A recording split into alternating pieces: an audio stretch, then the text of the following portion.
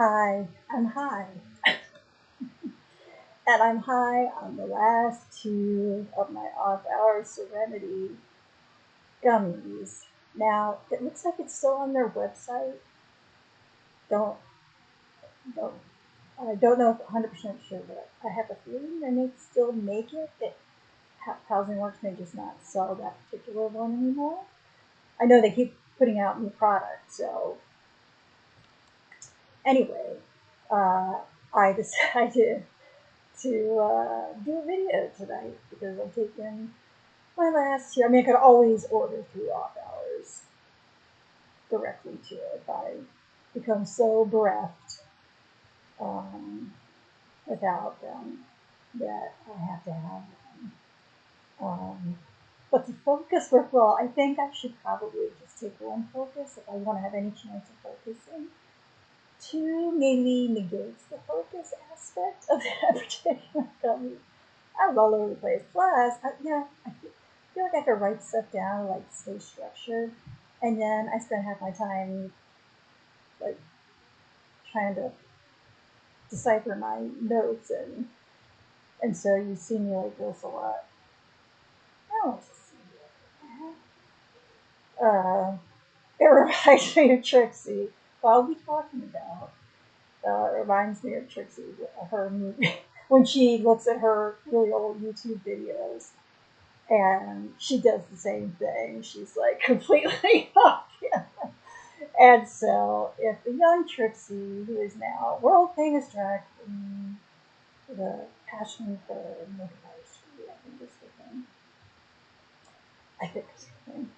I'm pretty sure that's what she says. And tongue in cheek, but also not. Um, see, anyway, there's something funny about Trixie. God damn it. Oh, okay. Well, if it ever comes back to me, I shall blurt it out, I'm sure. But I was listening to music tonight, and Stevie Nicks came on at age of 17, so I stood at my mirror again, and I essentially danced. And I danced in the style of Stevie Nicks's official video for Edge of 17. If you see the way she dances in that video,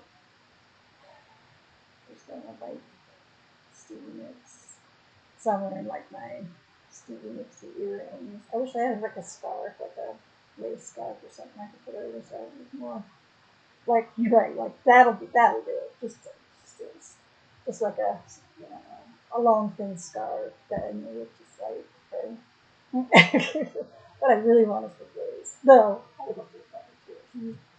She is gorgeous. And that voice. Oh. Anyway, this made it look like I was the international sign for giving head. I don't think you saw my hand, but I saw my hand. And I like I said, I'm being groomed by Trixie and Katya. So anyway, I'm just trying to keep my hands out of sight, which creates a whole other thing. Anyway, first I was going to do Love My Way by the Psycho first, so I was doing that. And then Stevie Nicks at 17 came on, and I danced in the style of Stevie Nicks from the official video for Silk Song. And I was feeling it, and I was feeling me. Well, I wasn't actually feeling me, but I was feeling it. You know, when you feel yourself, but not, physical way. I mean, I guess in a physical sense, it's that I was dancing, and she was, or whatever. And, oh, the way she would say some of those lyrics, and the lyrics are fabulous too, and she's just so great. Anyway, so then that was the name of my song, title for this chapter, and then but then Sister Golden Hair Surprise. They all could be. Maybe I'll switch them up throughout. That doesn't really make any sense. But then Sister Golden Hair Surprise came on by America, and it's such a beautiful song.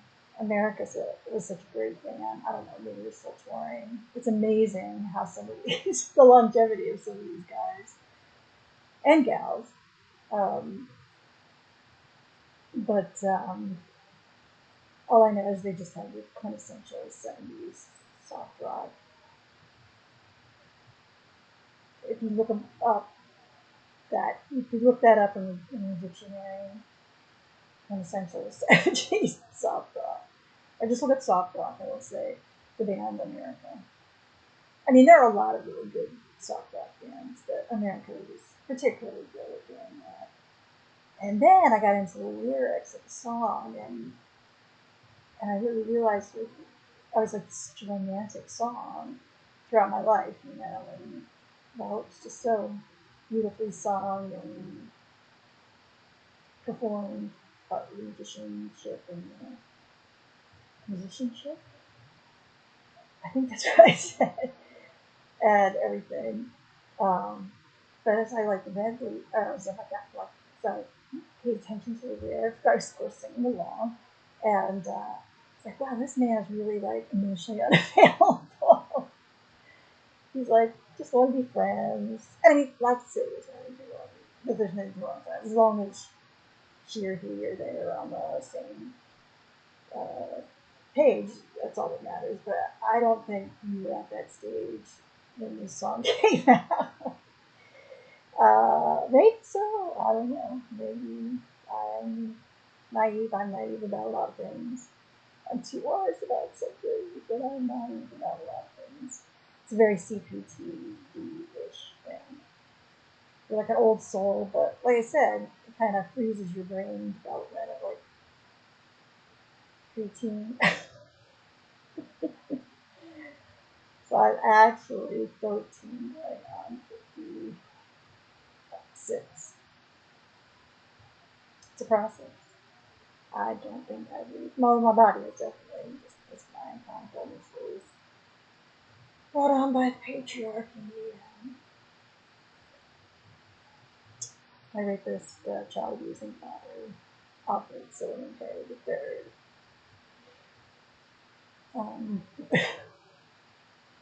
So anyway, I realized that's what that song is all about. You just, basically just want to hook up, and you can be a friend of mine. I won't say anything more than that because that might be copyright infringement. But and there's nothing inherently wrong in that. But it feels like he's leading her on to it at the same time. That song has now become problematic for me. Probably not enough for me to never listen to it again because it's such a beautiful song, and it's in my vocal range, so I love to sing along to that song. But when I was singing, then Never Felt Love Like This Before by Stephanie Mills came on, and I hadn't started recording yet, and so I was looking at myself in the camera here, and I was Blandina Van Vliet. I got one vote on my IG post, and I figured it would be Blandina Van Vliet, so you can go anywhere with that. I don't know where I would go with that, but I know some people who can help me, Trixie Katya.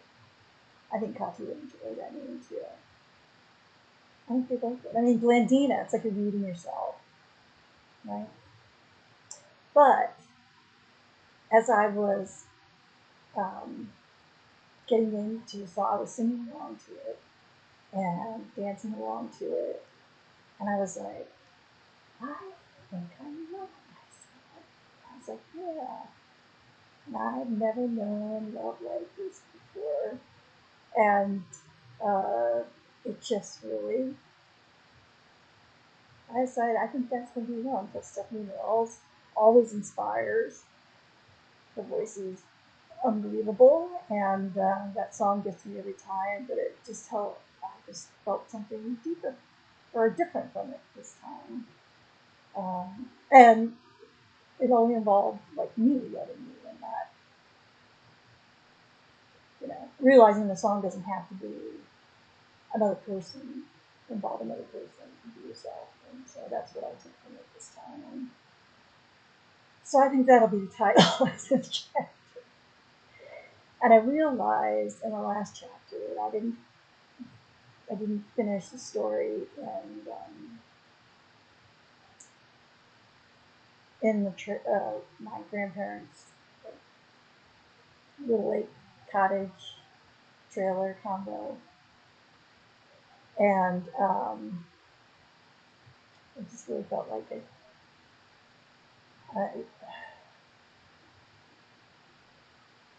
makes me miss my grandpa Perry.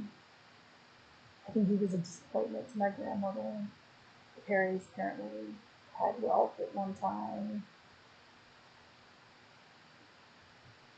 Perry ancestors came over on the Mayflower, so they were prosperous. And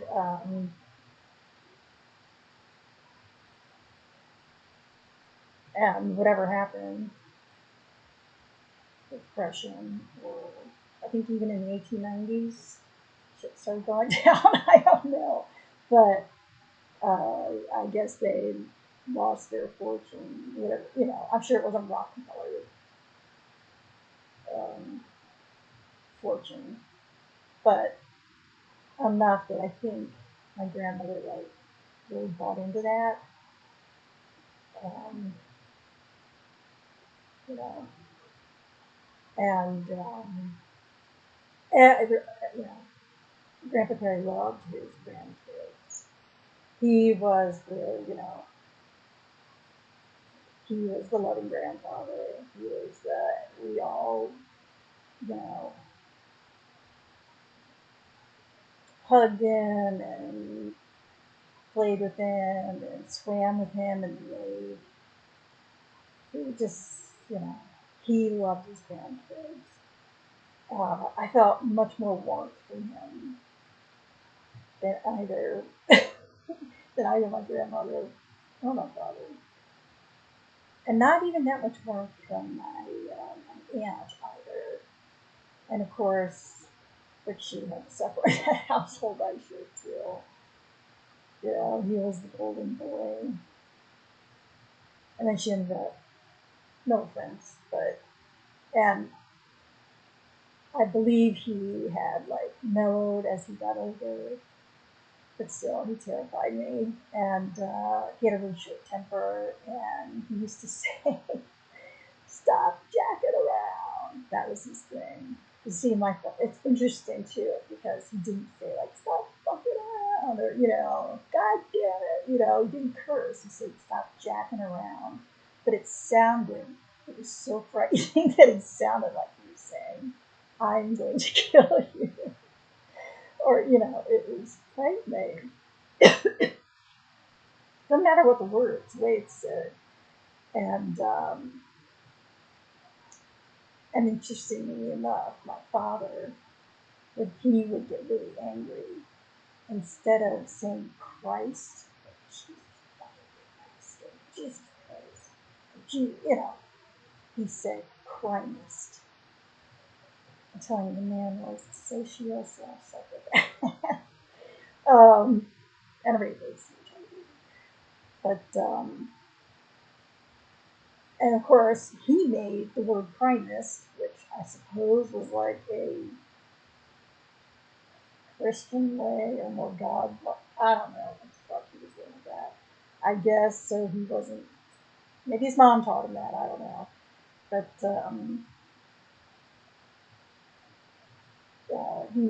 he would use that. That would be his. I'm about ready to take my belt off, and is when he would yell primist. And so he might as well have been yelling, "I'm going to whip you with this belt now," But isn't that interesting that my aunt married a man who was, well, it's not interesting. Obviously, Really, when you think about it, that's all she knows. I mean, there was my grandfather too, but I think he was. My grandmother definitely ran that household, not my grandfather. And um, I think as much as she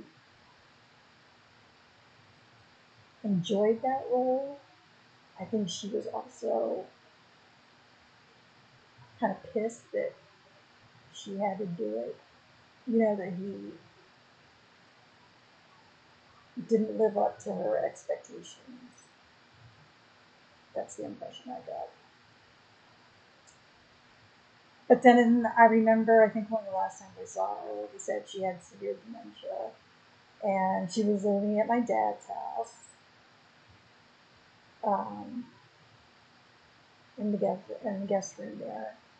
And I was spending the night, and I can't remember what year she was, but so we were sharing the same, it was a double bed, and we were sharing it. And I remember sitting at the edge of her side of the bed with her, house coat on. It's so funny because I always liked her house coat. She wore like the robe that zipped up, and actually, I really like those kind of. I don't have one right now, but I prefer those kind of robes from my grandmother, and that comes from seeing my grandmother wearing those, and I just always liked the way that looked. And would you know that my stepmother wore those robes? Um, like mother, like it just and I mean, you can see why like a granddaughter would be like have an attachment to that look. Not so much like the stepmother, you know what I mean? Except that that's exactly what my dad did. He married his mother. It's not biological mother, but basically his mother. Anyway, I'm getting off subject. Uh, I went off on a tangent. But anyway, so I was talking last time about how she had those psychogenic, non-epileptic seizures.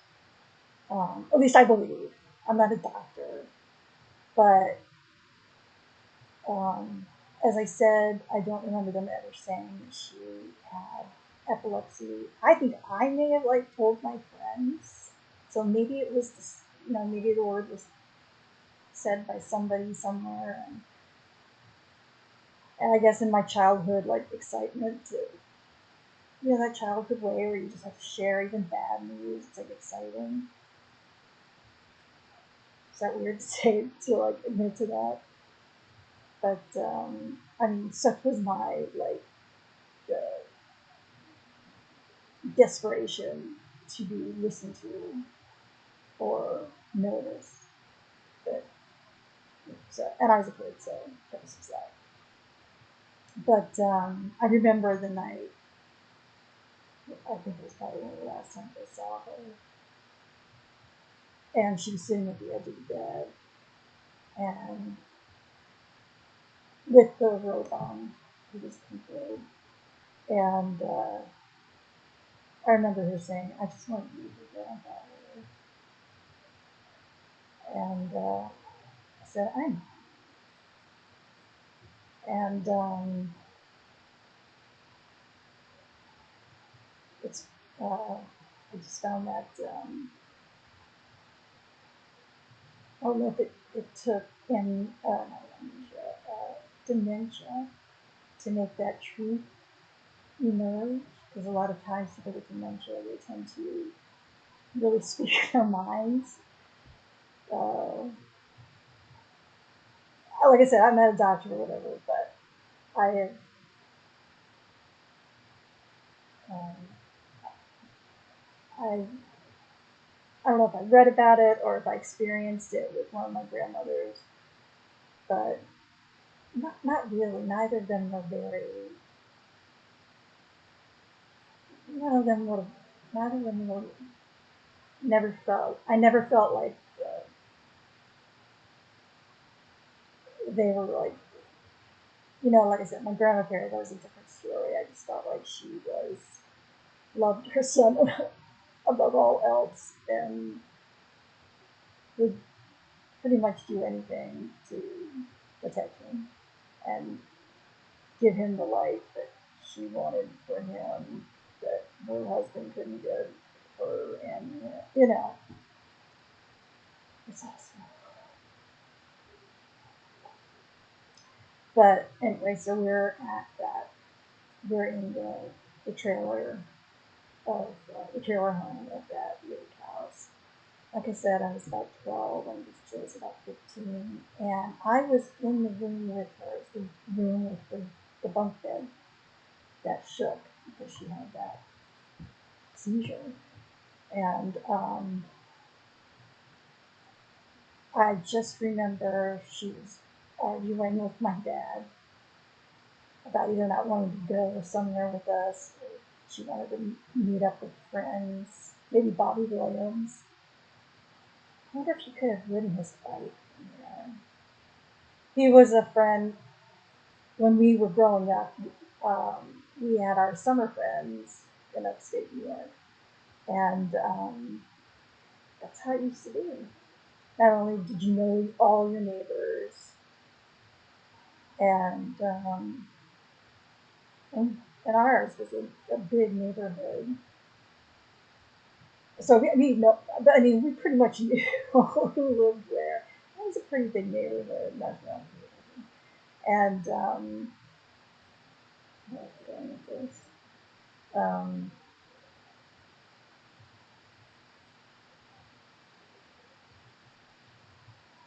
Oh, so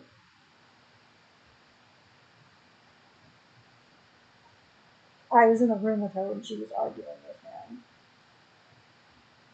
and then I was told to leave the room, or he was yelling through the door, and I was in there with her, with Jill, and they were arguing, and probably because Jill didn't want to do something, or she wanted to do something else, and my father wasn't having any of that, and so I think that's what happened. Is we were in that room with the bunk bed several years later after she had that seizure, and I think he bolted in, told me to leave the room, and shut the door behind me.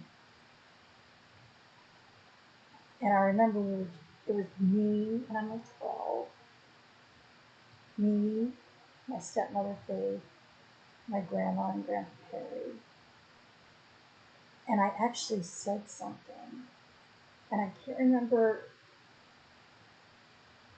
exactly what I said first. Like, I don't know, I can't remember what I said, but I know that Faith said she has to learn. And my response was, she's not a dog. Which, of course, as a vegan now, I see that we're conditioned to think that somehow, it's a terrible, like, it's actually a really horrifying image. I don't know where it comes from, but I was 12 and I was really, really upset. And I guess I was just equating Jill's innocence with the dog's innocence in my convoluted way because I was so scared for her and what he was doing to her in there. And none of the adults were doing anything. And Faith said she has to learn. A 15-year-old. And she knew he was a child. Because he once hit my younger brother, who was a toddler. He was still in a high chair, the dining room table. And I don't know what he did to set my my dad off. I guess he was just being fussy about being in the seat or something. As you know, 20-month-old babies can be. And my dad was like, you know. And I was at the table. I don't know if Jill was. I don't. And I'm assuming Jill was. I hope she wasn't, to tell you the truth. But I immediately started crying. Because, of course, you know, he was like a year and a half. You know, I was 14. So still well into the how can I love my rapist child abusing father still and crave his affection. But obviously I'm such a piece of shit that he can't even be bothered with me. Or just casually hits me or purposely ignores me, gives me the silent treatment, which is formal emotional abuse. But anyway, so I'm crying. And because everybody's still standing there and I can hear sounds coming from that room, the bunk beds, I race outside and I guess my grandpa put up a tree swing when either it was already there or he put it up. And so I went on the swing and sat on the swing and, yeah, I used to swing on that so high. I used to see if we could go high enough back that we would go over the fence of the neighbors next door. Don, that's what his name. I wish I could remember what his wife's name was. Don. God, that's just such a mid-century modern name. And that's pretty much who they were.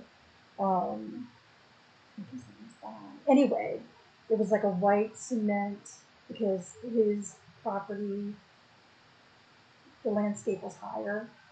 So it was like a wall to keep the soil from falling. You know, to make that look neat. The fact that I'm not going to explain it anymore. You know what I mean? So then there was like chain fence atop that, and so I was pretty high, and so we would try to get. And I remember it didn't scare me until it started to scare me. But I wasn't. I would never even get like.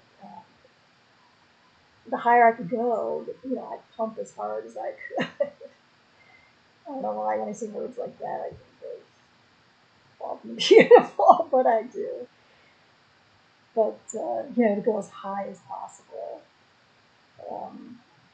And sometimes I would jump off and land on my little feet, under my little red Converse,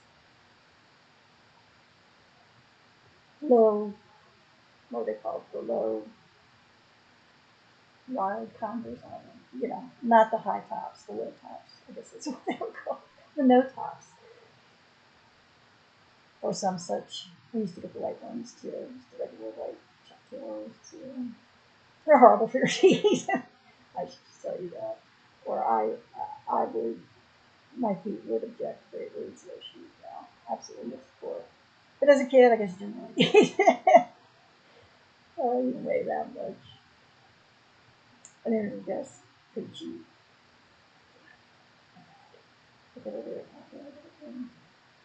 But anyway, I remember I used to ride, swing on that swing, and it was above the lake. The tree and the swing obviously were above another.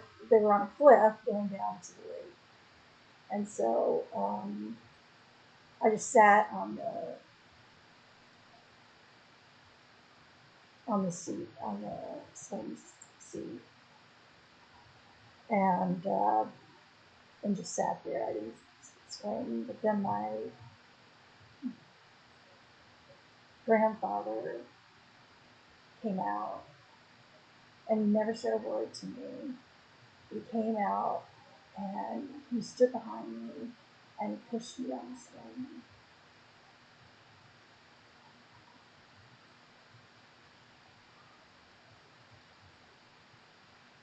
It's one of the loveliest things anybody ever did to me, for me.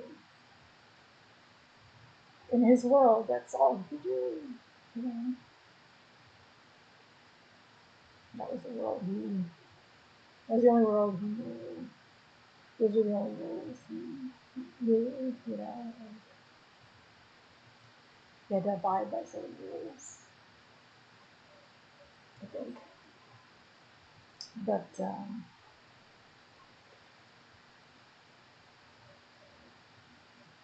so like I said, I have good and horrible memories of that place. And I'll never forget it. First of all, that she said she needs to learn. Or just that whole exchange. I mean, like I said, I think my dad, you know, the phone call episode,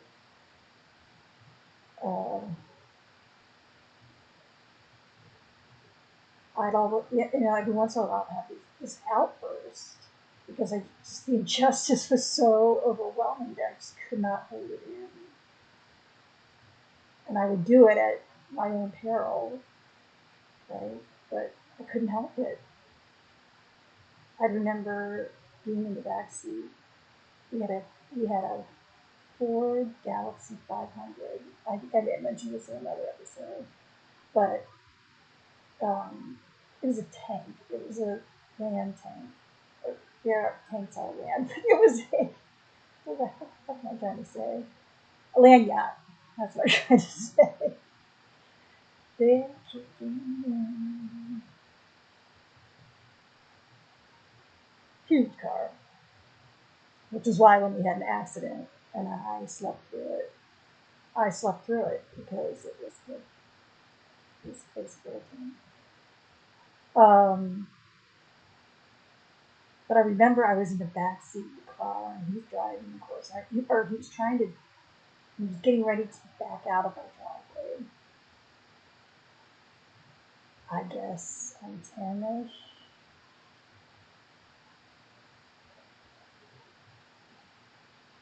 Can't really remember a lot more, much of like I don't remember my parents being together. I remember my mom throwing parties, like, well, I remember they had like pinochle group, and they'd have the neighbors over to play pinochle. I remember that a few times, at least a number of times. And then my mother threw Halloween parties for all the neighbor kids. We all went to the same elementary school. We actually bobbed for apples. It's so canceled now. Everybody would be freaking out. We survived it somehow. Of course, I do not have all of your diseases. It's your childhood drama. But the apple thing, see, there are more. You should be looking at other things and not so much the hygienics of bobbing for apples. So. And she actually made my mother was her mother was an institution of rubber and clothing, and my mother was a good sewer as well. She did beautiful quilts, and I can't remember what I was going with this. But God damn it, can you tell me where I was going with this? My mother was a good seamstress too. Oh, and she made our Halloween costumes. See, I'm getting better at that. And I'm not looking down at anything here because I just made some like quick things with it, but I didn't write like a whole half page like I had done before, thinking that would help, but it actually hindered the process. I think it's more authentic this way because I'm not like rereading stuff, even though it's important stuff to me. But I would rather it just kind of happen organically. even if sometimes there's a long pause.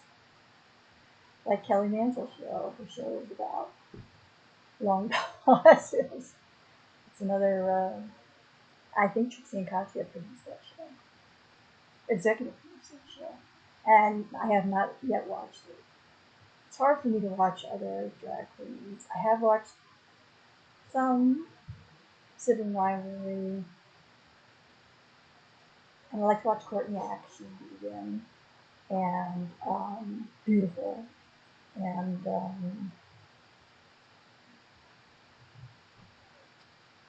she just if you never saw her when she was on Bald and Beautiful, when Trixie was on her first break, her Mentee B, I think that's what she calls it. I have one of those too, and mine wasn't nearly as fun as yours. And I'm sure yours wasn't all fun and games, but well, actually, it was one of the best experiences of my life. So I was just brought there for the abilities, or I'm feeling that you were able to come and go as you please. Yeah, that's what happens when you call 911, and the guy seems, or gets the impression that you don't want to be around anymore, so he calls. And 2 female police officers came and took me to the hospital. And I think I was just too numb to be really scared, or at least I was scared. I wasn't scared enough to have a panic attack, which at my worst, well, that was pretty much my worst too, but I had also awful panic attacks. Not that many, but just the idea of another one happening could give you and I have anxiety too. So once you've had one, you just don't really want to experience that again. And I've had a few moments, even at work, where I have felt, to be fair, one of the worst panic attacks I ever had was when I was it was before I was married, dating my ex-husband, and I was living in his place, and he smoked, and he had this nice clear bong. They're still popular now, but I can't remember the name of them, and I don't smoke bongs anymore. But I actually did as much as he smoked was as little as I smoked after this experience.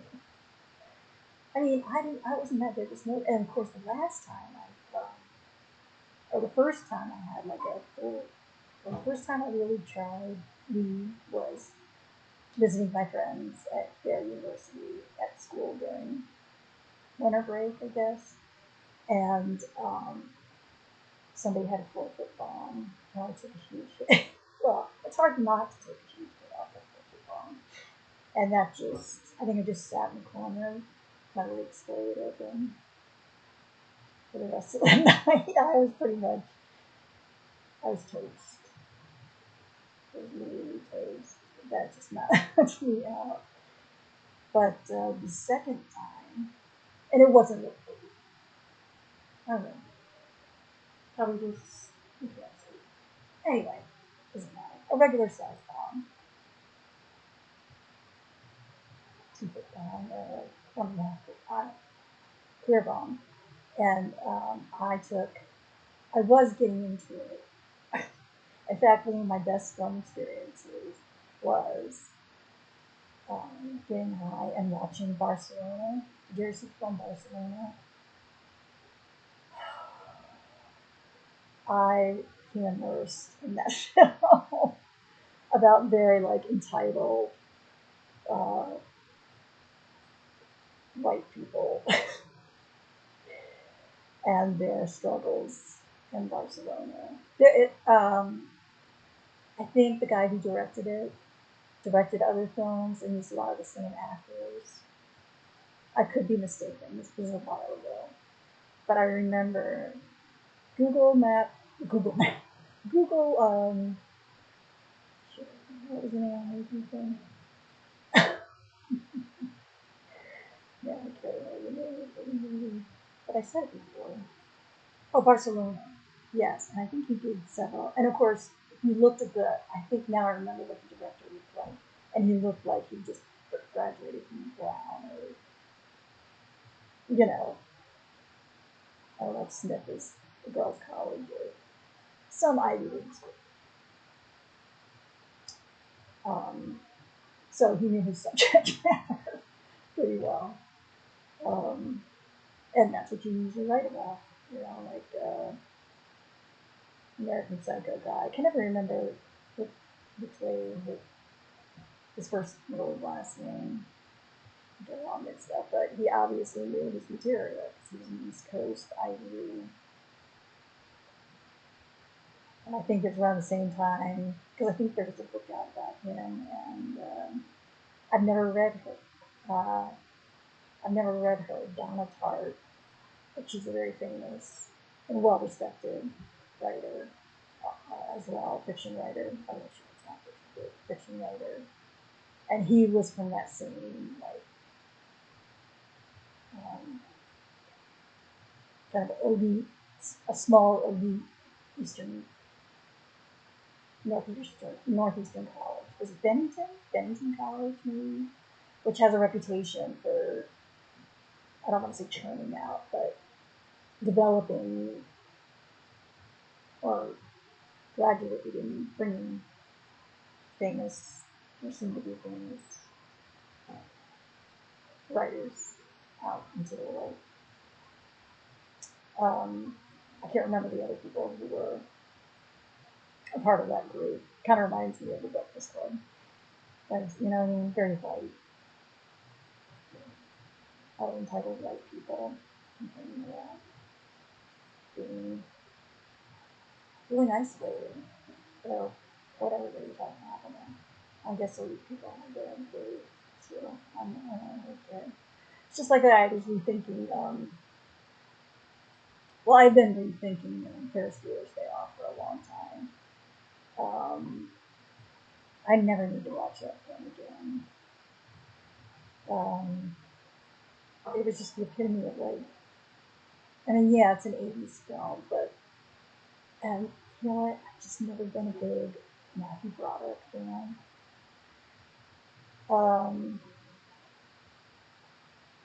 In that film, he comes off as kind of smarmy, and he treats his best friend like shit. He's like basically suicidal. He's like, get your ass out of bed and go to a ball game or whatever the hell he did, you know, because, ooh, our parents are out of town or whatever, and we can, whatever the fuck, I don't know, but the angst still was so bad that they had to, like,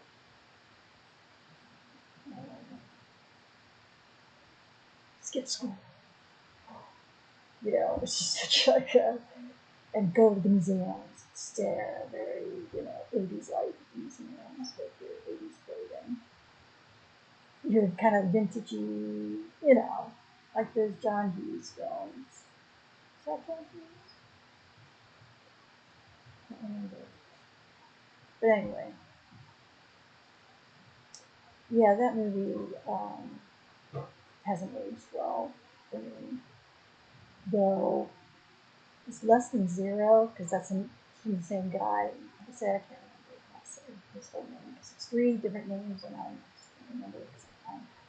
But, you know, he wrote American Psycho, and then he wrote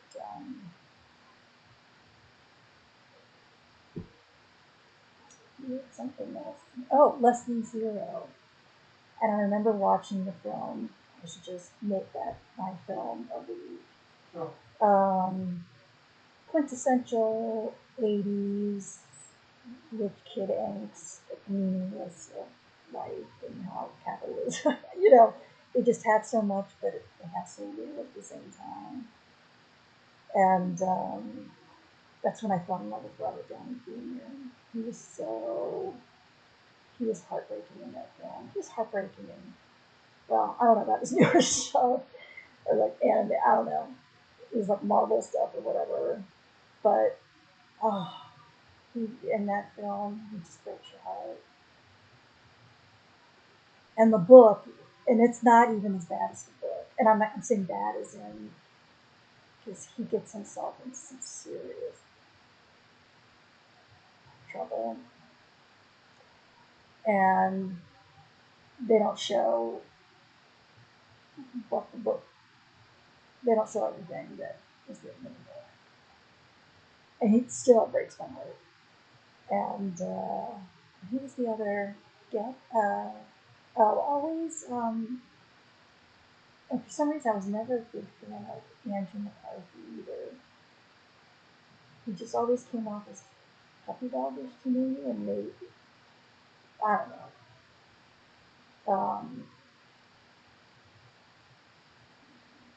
But he was good. He held his own in that film, and it kind of showed how uh,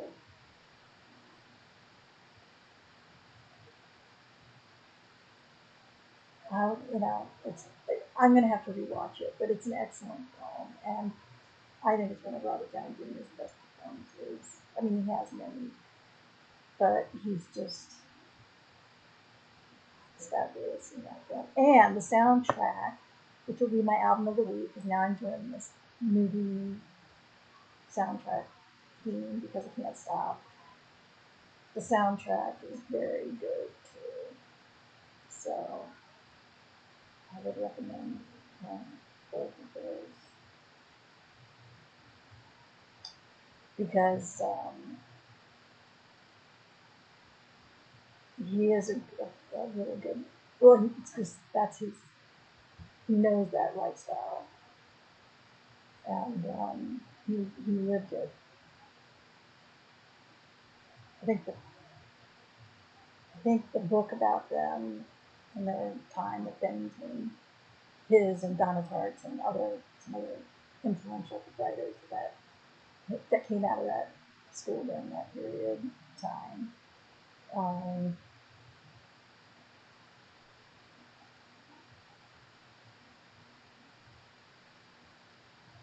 They, so I'm assuming Donna Tartt's books are very similar. You write what you know. Now she may have a different background. Obviously she's going to have different childhood, experiences from. And a lot of fiction is semi-autobiographical, and that's kind of how I think of like David Foster Wallace. He's the reason I wanted to be a writer. I mean, I always wrote, but when I read his books, I was like, that's what I like. I like that. And plus, I had a crush on him. Yes, I've talked about this before. I learned that, he had affairs with his students, or I don't even know if they considered affairs, and just slept with his students, and slightly disappointing, but I mean, the guy had issues. He did hang himself. And I think he did the gamut. He ran the gamut on him. I think he had like electroconvulsive therapy, you know, which somebody actually recommended to me. And I said, no. And he was on some serious meds too, and he did all sorts of, stuff. But I think he also abused. He may have abused drugs here and there too, or smoked too much weed or guns or something. I don't know. But, he had a lot of issues.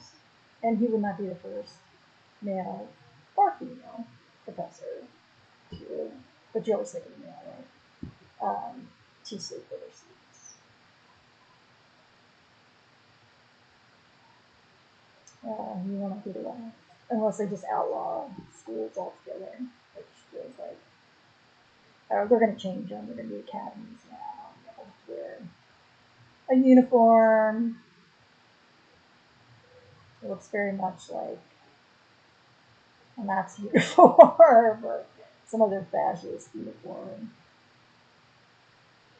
Of course, he probably let his daughter, what's her name, Ivanka, design it or have one of her. See, and the thing is, it doesn't sound unplausible. It really doesn't sound unplausible. But, oh, I did want to, because I have been loving on some Trixie and Katya, like, compilations. I've been on IG too much. I really have to stop it, because I've only wanted to be on there, like, Tuesday, Thursday, and Saturdays. But I follow some people, and I'm interested in what they have to say, and then before you know it, I posted all my stories. I do more stories. I think people like more stories. I guess, I don't know. They like it's right there. I don't know. They like it that it's like live action. I don't know. It's not even though. Yeah, I guess I don't know. People like, I'm going to stop saying that. So I've been loving on their stuff and sending it to my friend A, because she's a huge Trixie Katya fan too. But I had to read Trixie today, just slightly. Well, not really read, but I just laid down some facts, because she was doing a very lovely thing. She was donating profits from the sale of her beauty items. I've never tried them, but I've heard they're wonderful, to help the honeybees and the bee conservancy. And so I just had to enlighten her that beekeeping is not a good thing. First of all, it's just like another form of animal agriculture. Honeybees are not native to the U.S. They're an invasive species. And when you keep bees, they are out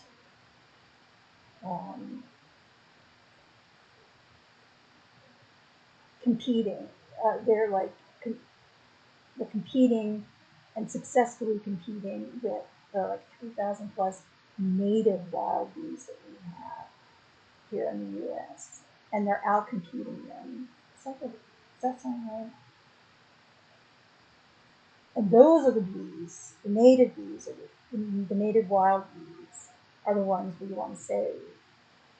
Not that I want to kill honeybees or anything like that, but I'm just saying honeybees have become an extension of animal agriculture industry, and we just commodity. We turn this being into a commodity, and we greenwash it to say that we're saving the honeybees, which are invasive species, and who are not even the best pollinators. They're poor pollinators. The wild bees, that's why, and there's 3,000 plus. They're the ones in decline, because the honeybees are out. They're taking their nectar and their pollen. But of course, native wild bees, are usually solitary, and they don't make honey. And you can't make any money off of that. You can't make fancy face creams and honey for your tea. Honey that's been. I just found it that I had to say that to her, and I actually got a couple likes on my comment, and I was very polite about it, but I just had to lay the facts out there, and then I posted a story that corroborated the information that I shared on her post. I'm not, I just want people to know, including Meghan Markle, all these that I think David Beckham does it, but I don't know if that's in England or France or wherever they have. I'm assuming they have places here in the U.S. too. But it's become, and the great I forget the name, but if you look at my IG stories, and I'll try to link it down below. He gives a great explanation, and that that breaks the myth of the honeybees being in decline, and it's because they're not in decline, first of all, and they're taking diversity away because they're poor pollinators, whereas these wild bees who are being out-resourced. Doesn't that sound so business-like too? Ugh. The things they need to survive, they're not getting. They're being starved. Those things. That's familiar. See, that's with animal agriculture and capitalism. And capitalism comes from capita, which is like, is it Latin for head? So it basically means like livestock. A head of, an animal's head. Livestock. Making more sense. But anyway, so I just gently informed her. I doubt she would even read it, but informed her and her other adoring followers, as I am an adoring follower too, that honeybees are not in decline and beekeeping is just it's bullshit. It's just another animal that you're manipulating to make more of their food source and then take it away from them because you want it. And it's all under this greenwashing of, oh, well, we're saving the honeybees. We're not saving them. The honeybees are doing just fine. And like I said, anyway, I said it before. But it made me think of Meghan Markle too, and just all these lifestyle. You just can't trust these people because I think she keeps bees on their property. Or she keeps them. I'm sure she does a lot of that on her own. I'm sure she has professional beekeepers doing that for her.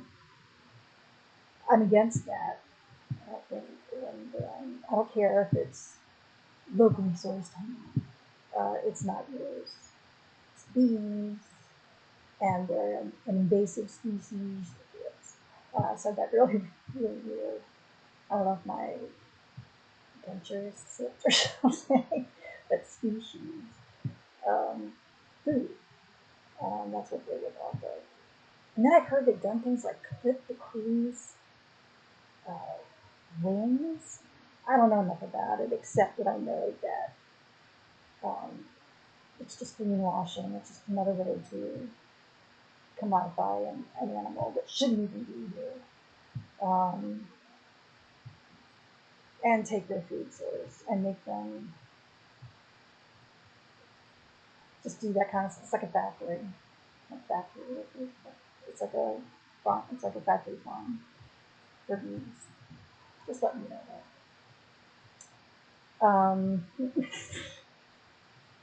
I have more to say than I thought. So, oh, and then the only other thing I wanted to brag on about was, and this is so late because this was an episode. Oh no! It wasn't an episode. It was a more recent. They're like I like to watch. They did Sex Explained, which is one of my favorite episodes of that series. They're so good together in that series, and they're just good together to me. They're just delightful. But there is a scene, but Sex Explained, and where I think it's Janelle Monáe. I don't know much about her, but she has a beautiful voice, and she's narrating it.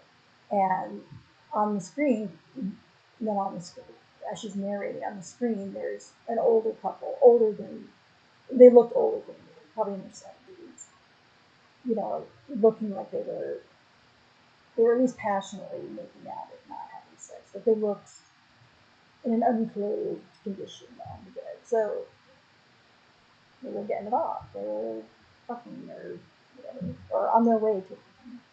And I just remember now, I know it was not meant in a harsh, in a demeaning way, but it was a little gorgeous. So I remember Trixie like going, oh. Like, because I just never thought of old people like 70 is, well, now we're all so unhealthy that we're dying at 70. So I guess 70 years old. But I, as a 55, almost 56-year-old, would not say 70 years old. And as Trixie ages, as we all do, she will come to that realization too. But at the time, she's like, she would almost recoil in disgust to see this couple who were probably in their 70s making out and getting it on in bed. And then I think even Katya said something about, did he take his dentures out or something like that? I'm sensitive about my dentures. I've gotten less sensitive. Of course, I don't do it anymore, so that's one big hurdle. I dated one person, a guy, when with dentures that I can recall. It was like the only long-term relationship I had, and it was 5 months. Anyway, I just never mentioned them because I figured he'll ask me if he wants to know why I lost all my teeth, and then I can tell him, and then he'll probably run away, and faster than he actually did end up going. But I told you about that. He said that he couldn't date someone with chronic illness, rheumatoid arthritis, anymore. At least he was honest about it, but, and I get it, but it still sucks. And that's another reason I don't bring up my dentures, because there's still such like a stigma about it.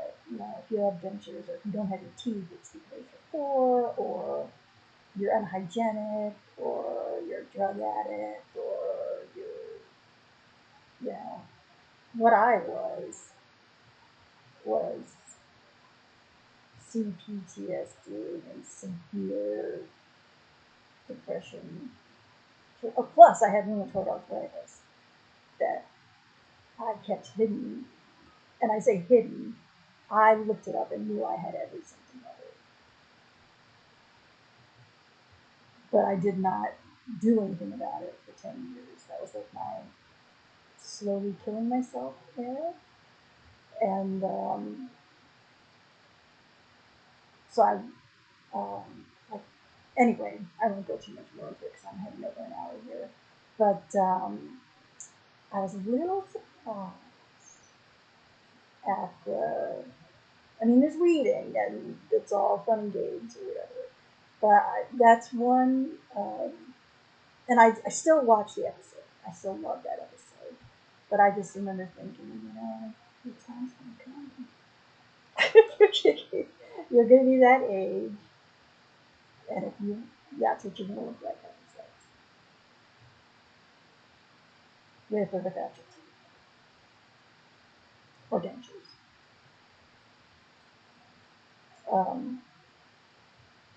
But I still love girls.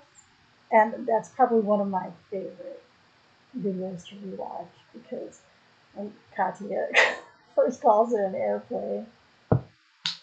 Or wait, what was it? Oh yeah, wasn't it? She called it an airplane, but it wasn't an airplane. It was a doorbell? I can't remember what it was, but she's like, "Ooh, it's a bus. It's an airplane."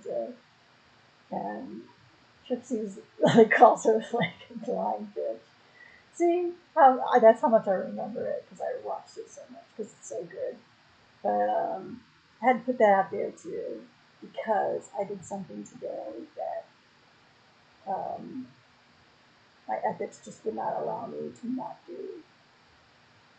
And I know it was the right thing to do, whatever the consequences may be, because I don't feel scared. I feel like a lightness. I feel like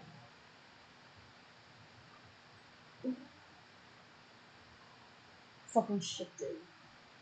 And this thing I've been carrying has been lifted in a way. Um, so that prompted me to dance like Stevie Nicks and lip sync to that song. And then Sister Golden Music Line, which I think that's going to be just because that would change that. Because that's been right, the male loneliness epidemic. It's because they're basically so emotionally unavailable. Women are just like, and emotionally immature. Women are just like, I don't have time for this anymore. You know, we're so more highly evolved than you are, and we can do better than this, and we will. And however you want to roll from then on, I just choose to be on my own. I have come to really enjoy my solitude. I think people are afraid of it, and I even too, not so much solitude, but silence. I'm trying to get better at enjoying silence. The solitude part, I think I aced that test. I just wish I could be. I tried to make it feel good no matter where I am. I don't want to have myself with that lovely sense of solitude conditioned or conditioned around where I am. I want to be able to create that feeling, that lovely feeling of solitude, which to me is like a peace and feeling safe. Wherever I am, though I would love to do it at once, just once. I would like to do it at PALMAIA of Aya, which is wonderful, all-inclusive resort in Playa del Carmen. I don't know. It's funnily enough, when I started watching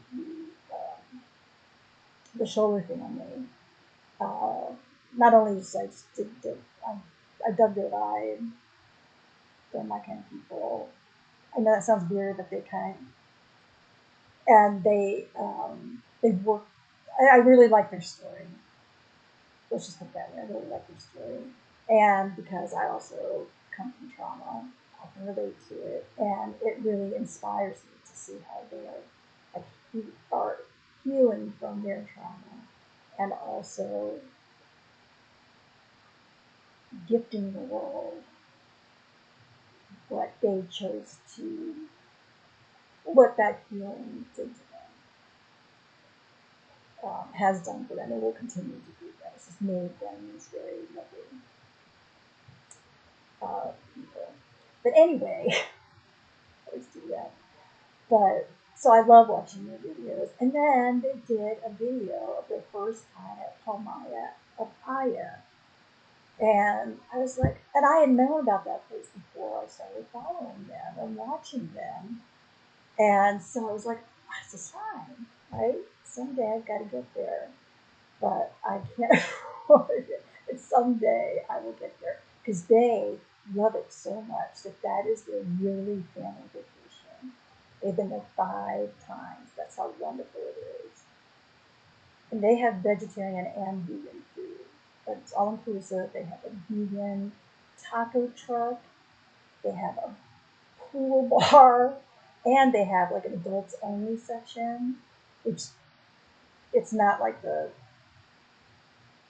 it's not a raucous adults only section. This is a very like Zen type of place. And that is what I need. It's so beautiful. And they use like all vegan, sustainable. I mean, the whole look on their website. PALMAIA by that. I'll put the link down below. I'm determined to get one stamp.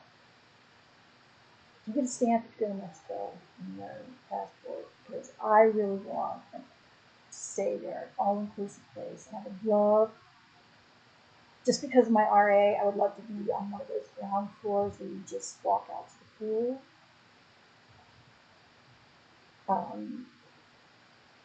They have private beach.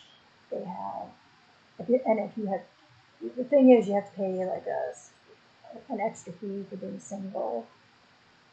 But I get it. There, I'm happy to do it with the money that I don't have right now. But I will be happy to do that just because I got really good vibes from it. That's one of the places. And then when I saw the Schoeller Family went there, I loved it so much. We now moved in yearly family vacation. I could use that. We'll see, maybe next year. Maybe next year. Anyway, I am going to start a new series on Canopy. I get Canopy for one of my library cards.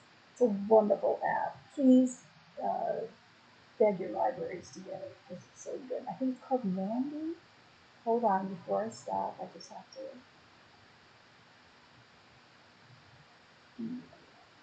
Canopy right there. Hold on. Yeah, it's called Mandy. A hapless, jobless heroine whose daft adventures mostly end in disaster. I can relate. She's got big dreams, but can she actually be bothered? Created by and starring Diane Morgan, who, if you watch a lot of British, like contemporary British stuff, you will recognize her. She may even have been in The Office, I'm not quite sure. But I've seen her in a lot of stuff. And I just found out she's vegan too. So I think they only have 3 episodes up right now. But that's fine.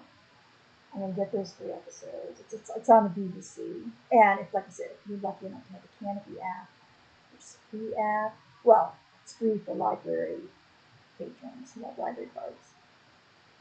I know it costs money for the libraries. I understand that. But it's just such a wonderful place. There's so many great shows and films, international films, so foreign films, documentaries. They even have like their series about learning about ancient Egypt and what are those series called? Televised series.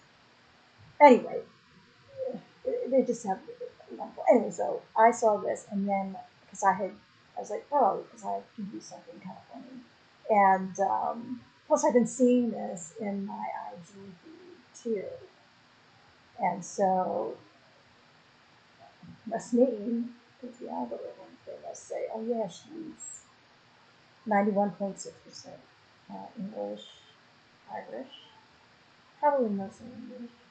Not that I have anything against the Irish. I would love to have. I'd like some love for the Irish. That would be good. But plus, I found out that she is vegan, so now I need to support her even more so because she is a fellow vegan, and she created and started this, and I have to support the girls, all the girls. So I think that's what I'm going to do now. So I'm going to get my hand ready to stop recording. I did pretty good tonight, I think. I didn't look at stuff too much. And I talked, I think, about most of what I wanted to talk about. Oh, I forgot to mention that I started being scared to, like, swing so high on the swing not long after that. Like, you get those stomach lurches. I would get those stomach lurches and I was, like, afraid to go too high anymore. That's the fear, fuck yeah. Anyway, on that note, I'm going to watch some Mandy and support a vegan sister, a British vegan sister. I'm assuming she's British. I haven't checked her out. But now I will hit stop recording. And peace out.